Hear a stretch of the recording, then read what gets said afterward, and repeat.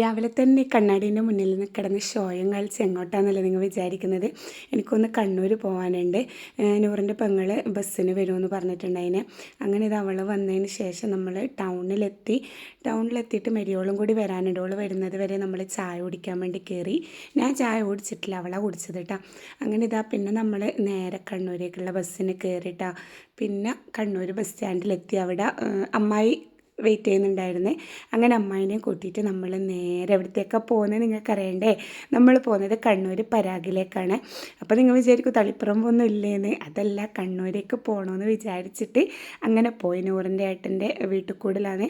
അപ്പോൾ ഡ്രസ്സ് എടുക്കാൻ വേണ്ടിയിട്ട് പോയി. അങ്ങനെ ഓരോരാൾക്ക് ഡ്രസ്സൊക്കെ താഴേന്ന് മുകളിൽ നിന്നുമായിട്ട് ഇങ്ങനെ കട്ട് ചെയ്യാൻ കേട്ടോ.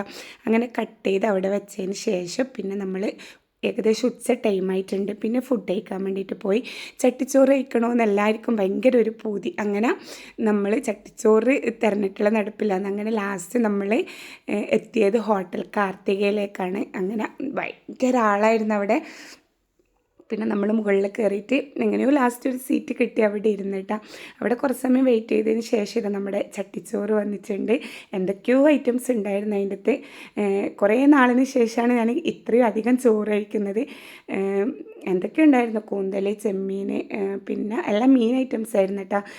കപ്പ, ചമ്മന്തി, മാങ്ങ, പിന്നെ കുറേ കറികൾ, ഒരു പൈനാപ്പിൾ പച്ചടിയൊക്കെ ഉണ്ടായിരുന്നു. എൻ്റെ മുന്തി രസമായിരുന്നു എന്നറിയോ.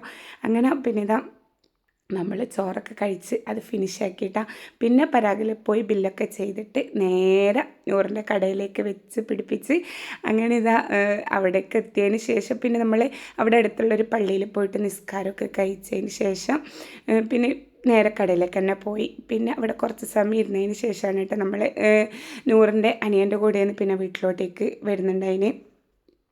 അങ്ങനെ പിന്നെ അമ്മായി അതിലൂടെ അമ്മായിൻ്റെ വീട്ടിലോട്ട് പോയി. പിന്നെ നമ്മൾ അവിടെ നിന്ന് ഇറങ്ങിയിട്ട് വണ്ടി നിറച്ച് നമ്മുടെ തുണിയും സാധനങ്ങളായിരുന്നു. അതൊക്കെ പറഞ്ഞ് ഇങ്ങനെ ചിരിക്കുമായിരുന്നു കേട്ടോ. പൊതുവെ ആണുങ്ങൾക്ക് ഈ ഡ്രസ്സൊക്കെ വാങ്ങുന്നത് അത്രയ്ക്ക് താല്പര്യമില്ലാത്ത കാര്യമല്ലേ. പിന്നെ നമ്മൾ പകുതിക്കുന്ന ഒരു കരിമ്പ് ജ്യൂസും കൂടി കുടിച്ചിട്ട് പിന്നെ നേരെ വീട്ടിലോട്ടേക്ക് പോയി. അപ്പോൾ ഇത്രയേ ഉള്ളൂ ഇന്നത്തെ വീഡിയോ.